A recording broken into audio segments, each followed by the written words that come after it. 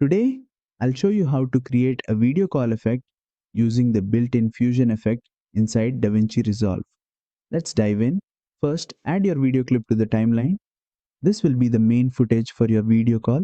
Next, head to the effects library, search for video call under the fusion effects section, and drag it directly onto your clip.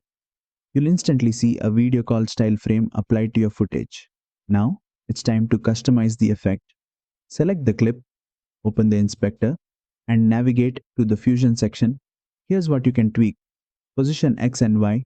Adjust these to position your video call window on the screen. Zoom. Resize the video call frame to fit your desired style. Background color. Change the background around the video frame to match your theme. Call button color. Customize the call buttons to suit your aesthetic. Green, red, or whatever you like. Shadow settings. Add or adjust shadows to give your video call frame a realistic and dynamic look. Play around with these settings until you're happy with the final result.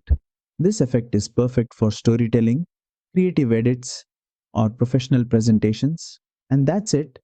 You've transformed your footage into a polished video call scene in just a few clicks. If you found this tutorial helpful, hit the like button, subscribe for more DaVinci Resolve tips.